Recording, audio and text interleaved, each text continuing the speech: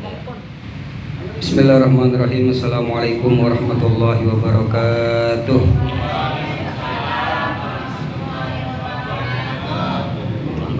Sebelum saya mulai dan tidak akan saya mulai sebelum Ustadz Syarif Hidayat ke depan. Kalau beliau belum ke depan, belum saya mulai. Mau kagak mau harus ke depan.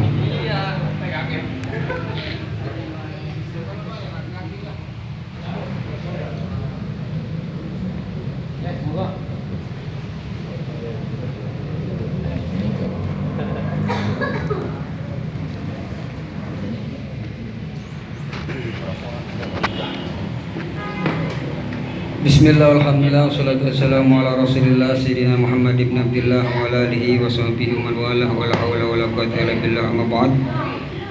Hadratul mukarramin wal mutaramin yang sama-sama kita hormati, kita banggakan, Rais Syuriah PRNU Mekarsari Al-Mukarram Al-Ustaz Muhammad Suhal Fadli, kita doakan beliau semoga selalu senantiasa diberikan kesehatan lahir batin, diberi kekuatan lahir batin, dan senantiasa mendapat curahan rahmat dari Gusti Allah Subhanahu wa taala. Juga Al-Mukarram wal Mutaram Ketua Tanfidiyah PRNU Mekarsari Al-Ustaz Irfan, juga sama-sama kita doakan semoga beliau selalu senantiasa diberikan kesehatan lahir batin, diberi kekuatan lahir batin, dan senantiasa mendapat curahan rahmat dari Gusti Allah Subhanahu wa taala. Dan segenap pengurus PRNU Mekarsari yang namanya tidak saya sebutkan satu persatu, para ustadz, para sesepuh dan para tokoh masyarakat, bapak-bapak, ibu-ibu yang sami hadir, terkhusus saudara kita, ustadz kita, guru kita dari PCNU, Ustadz Syarif Hidayat, yang semoga kita semua yang hadir di sini senantiasa selalu diberikan kesehatan lahir batin, diberi kekuatan lahir batin, dan senantiasa mendapat perlindungan serta cucuran rahmat dari Gusti Allah Subhanahu wa taala. Amin ya rabbal. Bapak Ibu yang dirahmati Allah, langsung saja kita masuk ke pembahasan kitab apa Ibu? Ngapa ngeliat ke sana? Sekarang kita masuk ke makalah yang keberapa? Ayo, siapa yang masih ingat? Kemarin makalah keberapa? Lupa ya? Orang ada yang ingat bisa ora? Alhamdulillah. Nggak apa-apa, yang penting hadir ngaji juga udah alhamdulillah. Qala bismillahirrahmanirrahim. Wal maqalatur rabi'at asyrata, makalah yang ke-14. An ba'dil hukama, dari sebagian para ahli hikmah. Siapa ahli hikmah? Ay atibbaul qulub, yakni mereka para dokter hati. Wahumul aulia, dan merekalah para kekasih-kekasihnya Gusti Allah Subhanahu wa ta'ala. Itu yang disebut dengan ahli hikmah, para hukama. Maksudnya apa tadi? Ahli hikmah maksudnya apa? Dokter hati. Kalau fisik kita yang sakit, kita datang ke dokter medis atau dokter spesialis, dokter umum. Kalau sakit gigi ke dokter gigi. Ya, tempatnya di rumah sakit. Lah ini ada dokter khusus dokter hati, bukan penyakit hati apa namanya? Liver, bukan. Ya, penyakit hati. Di antaranya penyakit hati apa coba? Hah? Sirik, dengki, apalagi? Iri hati, sombong, ujub, belagu, ngeselin, nyolotin. Ya udah. Lah ini penyakit-penyakit yang ada di dalam hati sanubari nggak bisa diobatin oleh dokter medis. Yang bisa ngobatin adalah dokter hati, dokter batin. Siapa mereka? Ahli hikmah. Nah, menurut sebagian ahli hikmah, apa kata beliau? Man tawahhama, barang siapa yang menyangka, sangkaan tanpa pengetahuan, sangkaan yang mengarah kepada kesalahan, annalahu waliyan, bahwasanya ia mempunyai wali, pelindung. Ya, wali ini artinya banyak, bisa pelindung, bisa pengurus, pemimpin, dan lain sebagainya. Makanya yang mimpin kota disebut wali, yang ngurusin kelas namanya wali, yang ngurusin murid namanya wali. Nah, berarti di sini wali semua ya. Alhamdulillah. Siapa yang menyangka bahwasanya ada pelindung, dia memiliki pelindung, aula minallah, yang lebih utama daripada Allah, qallat ma'rifatuhu billah, maka sedikit pengenalannya kepada Allah Subhanahu, berarti belum kenal sama Gusti Allah. Bulan kemarin udah kita bahas ya masalah al-arif billah. Jadi ibu bapak, ketika kita menyangka kalau ada pelindung yang lebih hebat, yang lebih utama daripada Gusti Allah Subhanahu wa taala, berarti kita belum kenal sama Gusti Allah. Contoh misalnya, bapak-bapak dikasih cincin sama Ustadz Suhal. Nih Pak, pakai cincin. Setelah pakai cincin, dalam perjalanan naik motor, tiba-tiba terjadi kecelakaan, tabrakan. Motornya hancur, dianya kagak ngapa-ngapa. Akhirnya dia bilang apa? Wah, ini gara-gara cincin yang dikasih Ustadz Suhal nih. Kalau kagak ada cincin saya bakal celaka ini. Wah, cincinnya hebat juga ini, sakti. Berarti meyakini ada yang lebih sakti selain Gusti, ada yang melindungi selain Gusti. Lah kalau gitu berarti belum kenal sama Gusti. Nah, gitu ya, gampangnya begitu. Hakikatnya semuanya adalah atas perlindungan Gusti Allah Subhanahu. Seperti yang kita baca ta'awud, a'udzubillahi minasyaitonirrajim. Artinya apa Ibu?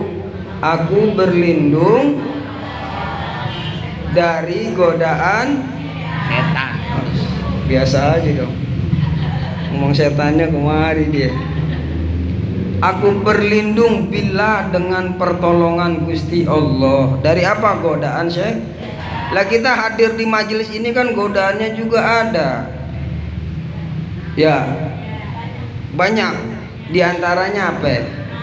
Males, ngantuk, apalagi awang. Bahasa mana tuh awang? Lah iya. Ya malam begini, apalagi seharian yang habis beraktivitas, bawaannya lelah, capek, ya enggak?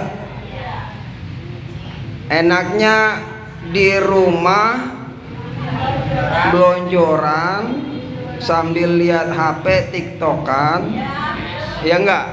Lah ini disuruh datang ke majelis, bawaannya awang, males. Lah makanya kita bisa hadir di sini, bisa hadir di majelis ini mutlak semata-mata karena pertolongan dari Gusti Allah. Ya asalnya kita males. Ya, ngapain sih datang ke musola cuma duduk doang dengerin, kan begitu. Mendingan di rumah selonjoran, lihat TV apa gimana kek yang enak. Tapi kita bisa hadir di sini artinya kita dilindungi oleh Gusti Allah dari godaan-godaan setan, ya, malas, awang dan lain sebagainya. Tapi kita bisa hadir di sini, alhamdulillah. Berarti kita bisa hadir di sini karena siapa? Allah yang melindungi kita dari godaan-godaan yang tadi itu awang, malas, enaknya selonjoran dan lain sebagainya. Siapa? Yang ngasih kekuatan kita bisa duduk di sini siapa? Yang menggerakkan hati kita, langkah kita, gerak-gerik kita bisa sampai di sini siapa? Berarti semuanya mutlak karena Allah. Gitu ya.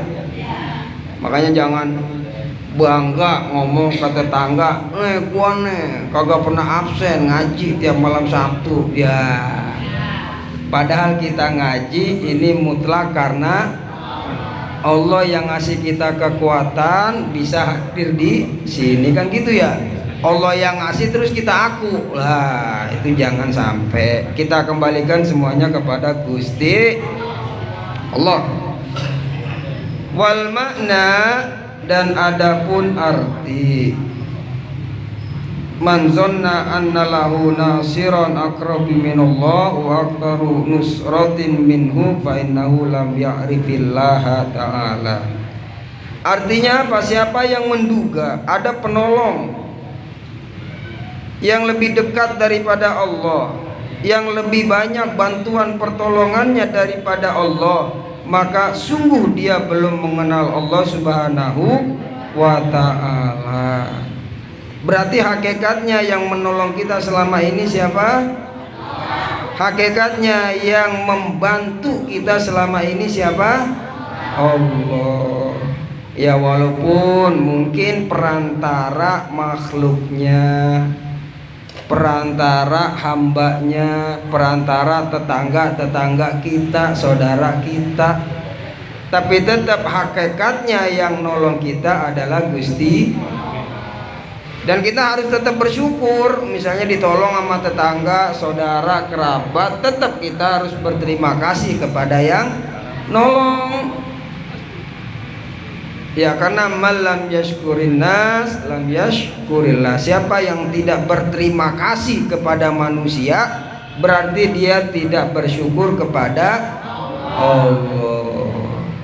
Ya, makanya harus berterima. Terima kasih itu apa sih?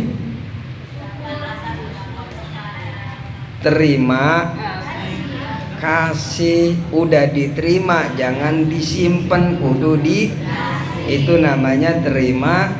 Iya, kalau nerima doang nggak ngasih lagi bukan terima. Iya, gitu.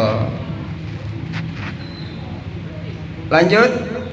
Oke. Wa man tawahama, dan barang siapa yang menduga annalahu aduan, bahwasanya ada musuh baginya, ada min nafsihi, yang lebih memusuhi daripada nafsunya atau dirinya, qallat ma'rifatuhu binafsi, maka sedikit pengenalannya terhadap dirinya. Aywa man zonna, yakni barang siapa yang menduga analau aduan, bahwasanya baginya musuh, aqwa min nafsihi, yang lebih kuat daripada nafsunya, al ammarah, nafsu ammarah, wal lawwama, dan nafsu lawwama, fa innahu lam ya'rif nafsahu, sungguhnya dia belum kenal terhadap dirinya. Yang pertama, siapa yang menduga ada pelindung yang lebih utama daripada Allah, berarti dia belum kenal Allah. Yang kedua, siapa yang menduga ada musuh yang lebih hebat selain dirinya, selain nafsunya, berarti dia belum kenal terhadap dirinya. Makanya ada istilah man arafa nafsah faqad arafa rabbah. Man arafa nafsah faqad arafa rabbah. Rabbah. Man arafa nafsahu faqad arafa. Artinya apa? Siapa yang kenal dirinya, maka sungguh dia mengenal Tuhannya. Kenal diri dulu. Kenal diri itu maksudnya kayak apa? Ibu bapak udah kenal diri belum? Udah kenal kan sama diri? Udah? Saya Usman, berarti saya kenal nggak sama diri saya? Berarti udah kenal diri belum? Udah kenal, udah. Sekarang di dalam diri, siapa yang kadang kita malas buat ibadah? Siapa yang terkadang bikin kita semangat dalam ibadah? Siapa yang bikin kita kesel ketika kita diledekin sama orang? Siapa yang bikin kita benci ketika ada orang menghina kita? Siapa? Hati? Hah? Hati apa nafsu? Nafsu ada di mana? Di hati. Semangat ada di mana? Males ada di mana? Lah semuanya kumpul di situ.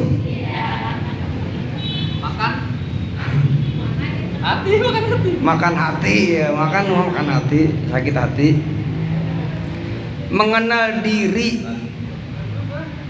ya kenal sama diri sendiri. Enggak cuma sebatas nama nih, saya Usman, saya kenal sama diri saya. Enggak.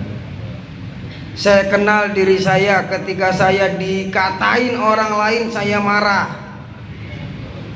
Ketika saya dihina orang lain saya enggak terima. Ketika ada kejadian yang gak saya suka, saya marah. Kenal, oh diri saya nih pemarah, diri saya nih suka benci, diri saya ini malas ngelakuin ibadah. Makanya ada pepatah, gajah di seberang lautan tampak, tapi semut di pelupuk mata kebalik enggak? Berarti dengerin. Gajah di pelupuk mata kelihatan apa ora? Enggak. Gajah di pelupuk mata tidak tampak, semut di seberang lautan. Maksudnya apa? Nah, kesalahan diri padahal dekat ada di dalam diri, orang kelihatan. Nggak sadar kalau diri kita salah, nggak sadar kalau diri kita buruk, nggak sadar kalau diri kita zalim. Tapi yang kita sadari, yang kita lihat, no yang jelek mah dia, no yang zalim mah dia, no yang nggak bener mah dia. Yang kelihatan keburukan semuanya ada pada orang. Dalam diri mah orang kelihatan. Maksudnya begitu. Nah itu berarti orang belum kenal sama dirinya. Yang bangun malam, udah bangun malam jam 2 udah bangun, udah ke kamar mandi. Pertanyaannya setelah dari kamar mandi, nerusin ibadah apa tidur lagi? Tidur lagi. Lah itu siapa yang nyuruh tidur lagi? Siapa? Setan? Diri kita kan? Jadi musuh yang sebenarnya itu bukan di luar diri, ada di dalam diri. Musuh kita ya kita sendiri. Ibu-ibu dikatain orang lain atau tetangga, no ibu ono no. Lakinya mah kerjanya biasa aja, tapi no habis beli emas, habis beli kulkas baru, beli mobil baru, renov rumah. Duit dari mana dia paling ngepet gitu. Nah ibu dengar ada yang ngomongin begitu, kira-kira marah apa kesel? Nah yang bikin marah kesel itu siapa? Berarti yang kesel salah siapa? Salah diri kita apa salah orang lain? Kenapa kok kita kesel? Kan begitu. Kenapa kok kita benci? Berarti yang salah siapa? Kita. Yang zalim siapa? kita. Lah yang marah kita nyalain orang lain. Ini gara-gara lu, makanya gua kesel. Nah, orang lain disalahin. Padahal yang kesel siapa? Kita. Saya yang kesel, saya yang benci, saya yang gedek, tapi nyalain orang. Contohnya makan begitu ya enggak? Yang kesel-kesel situ, yang disalahin orang. Tapi kan gara-gara dia. Nah, kan begitu ya. Dia mau ngomongin saya mulu, jelek-jelekin saya, akhirnya enggak terima. Lah itu berarti kita masih menangin ego, atau bahasanya nafsu. Kalau udah dikuasai nafsu, udah ribet hidup, kayak ribet Pak, ya enggak? Nafsu kita pengen kita banyak duit apa dikit duit? Itu nafsu apa bukan? Ketika kita nggak punya duit, sedih apa kecewa? Dua-duanya, sedih dan kecewa. Kenapa? Karena nafsu pengennya banyak. Makanya di sini dijelaskan al-ammaroh, nafsu ammaroh. Ya, kalau dalam Al-Qur'an dijelaskan wa ubarri'u nafsi innan nafsa la ammaratum bisu. Surat Yusuf ayat berapa tuh? 35. Ini ahli Quran, makanya saya nanya. Surat Yusuf ayat 35. Nafsu itu lebih cenderung ngarahin, memerintah, nyuruh kepada yang jelek. Itu nafsu. Illa ma rahima rabbi, kecuali yang Allah rahmati, Allah kasih sayangnya, aman tuh nafsu. Nafsu jangan dibunuh, jangan dihilangkan. Ya, ribet. Dulu zaman Nabi siapa tuh yang pernah berdoa sama Gusti Allah? Nabi siapa? Nabi Sulaiman ya. Ya Allah, ini orang banyak berbuat jahat, banyak berbuat dosa. Nabi siapa? Nabi Musa. Banyak berbuat maksiat, tolong hilangkan nafsu-nafsu mereka. Dikabul, bener. Besok orang ada yang jualan, ya, orang ada yang buka bengkel, Alfamart, Indomaret tutup. Dulu mah nggak ada. Yang nge-grab orang ada, kita kemana-mana bingung, mau GoFood orang ada yang kerja. Lah nafsunya nggak ada. Lah ya, bener nggak? Pengen ini nggak mau, pengen itu nggak mau. Makanya nafsunya bukan dibunuh, tapi nafsu diarahkan ke jalan yang lebih baik. Tuh nafsul ammarah lebih cenderung ngalahin kita kepada hal-hal yang jelek, yang buruk. Walawamah dan nafsul lawamah. Ini ada di surat apa Ustaz? Al-Qiyamah ya. Wala uksimu bin nafsil lawamah. Nafsul lawamah tuh kerjaannya kita nih, nafsu kita mencaci diri kita mulu. Mau begini amat ya.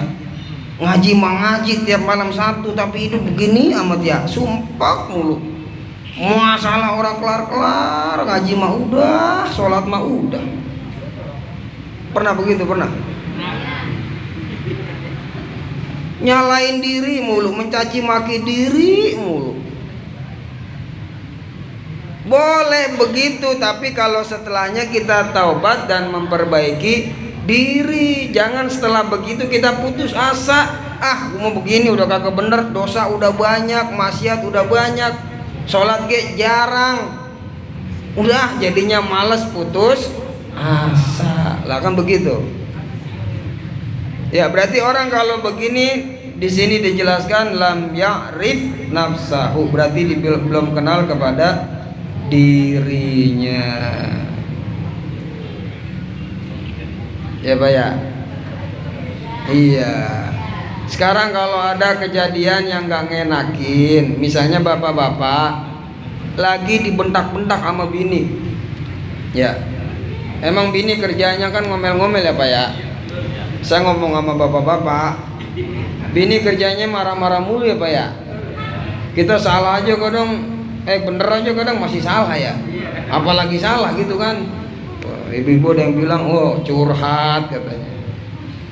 Nah sekarang pertanyaannya, Ketika bapak dimarahin sama bini, ngebales marah apa diem? Ibu-ibu kalau suaminya lagi dimarahin, itu dia ngebales marah juga apa diem? Ah, Ustadz Suhal coba boleh mewakili istrinya. Marah lagi. Jadi ibu-ibu memarahin laki, lakinya marah lagi. Lah iya. Itu juga ciri kalau kita belum kenal sama diri sendiri. Ya, nggak terima dengan keadaan sakit. Nih, belum lama lah saya sakit kepala. Ketika sakit kepala kan kita biasanya ngeluh ya Pak ya. Kepala sakit banget ini, kepala sakit, ngeluh. Akhirnya minta kerokin sama bini. Dikerokin apa? Sakit banget kepala ini. Dikerokin udah. Habis dikerokin, alhamdulillah masih sakit. Wah masih sakit banget ini. Beli obat. Ya nggak boleh nyebut merek di sini ya. Beli obat masih juga wah. Enggak, istilahnya kita kasarnya mah nggak terima dengan sakit kepala. Kepala sakit banget ini, kerokin. Beli obat ini, beli obat itu, masih belum sembuh. Sembuh-sembuhnya apa? Akhirnya waktu itu saya sadar lah, maksudnya ingat suatu peristiwa kejadian penyakit ataupun apapun, asal kita ridho nerima, ya asal kita ridho nerima, kita pasrahin semuanya kepada Gusti Allah, insya Allah kelar. Habis itu saya duduk sendiri, meridokan, ya Allah saya ridho sakit kepala, ini kepala sakit banget, ya Allah saya ridho, saya terima dengan ikhlas ini sakit kepala. Saya mohon dengan sakit kepala ini Engkau berkenan mengampuni dosa saya. Saya terus pokoknya begitu aja udah. Ya ngakuin salah, ngakuin dosa, nerima sakit kepala. Alhamdulillah, nggak lama habis itu sembuh. Ya, sembuh alhamdulillah.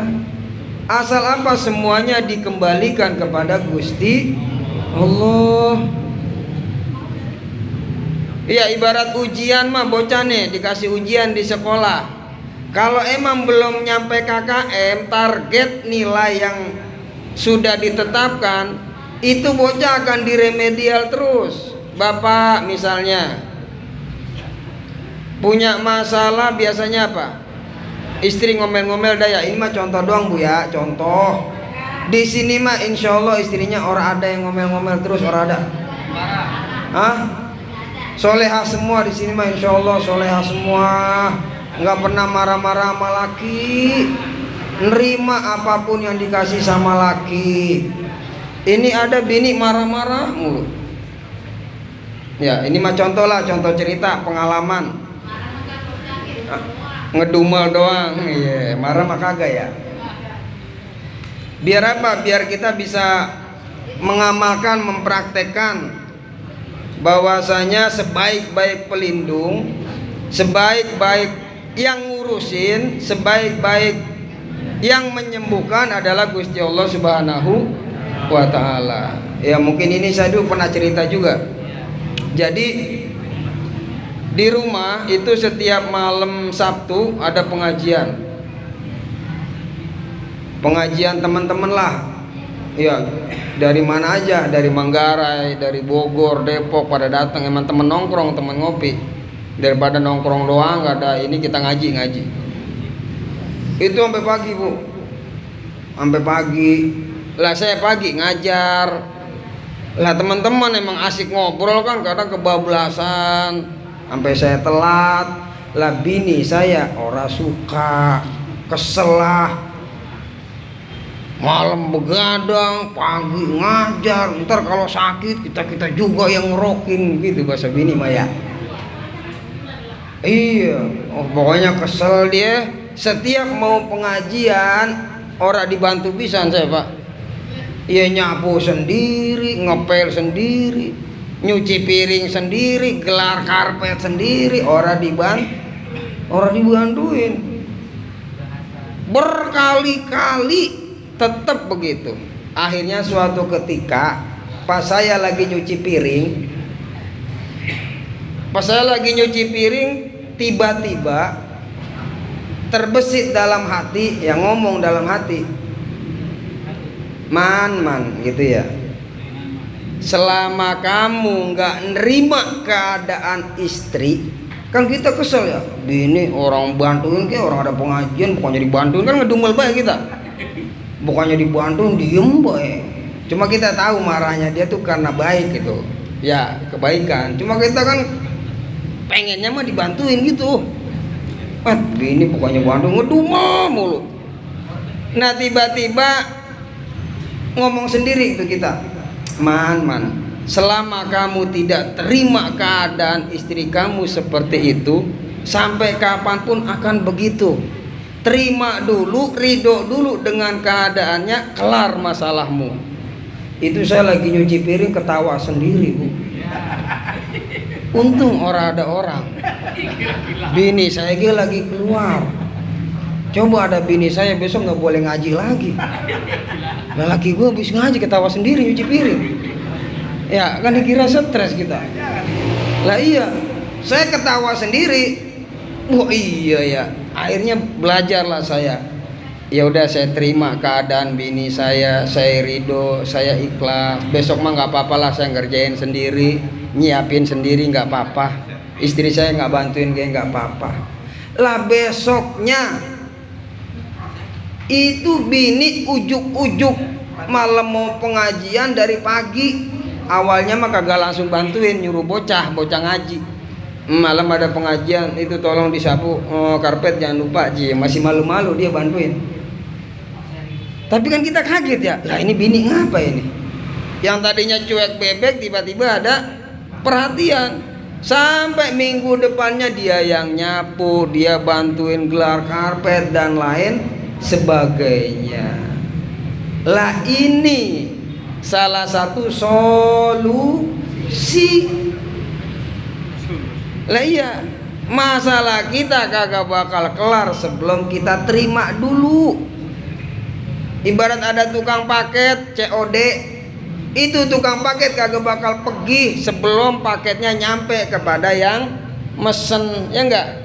Lah kalau udah nyampe ke yang mesen, udah mau pergi nggak dia? Lah belum, sebelum kita. Lah iya, udah kita terima masih belum pergi tuh tukang paket. Lah bang, apa bang? COD. Oh kudu bayar dulu. Nah udah dibayar, udah diterima, baru dia pergi tuh.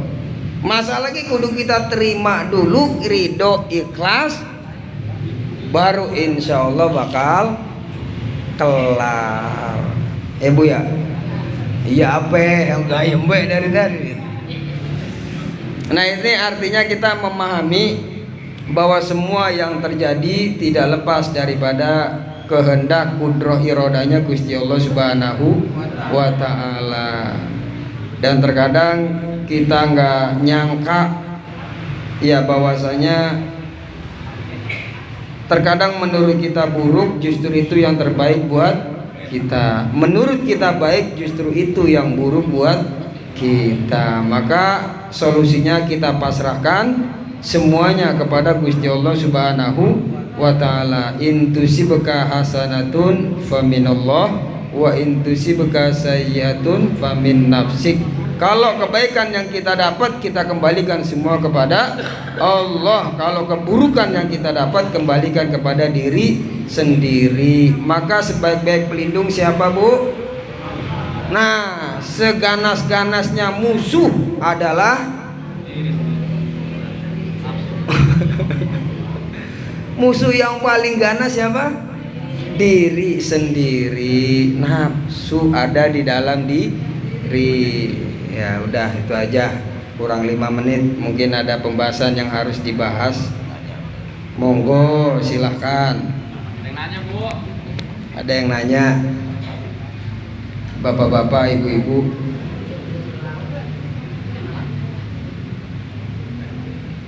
Ya, ya silakan, Kong.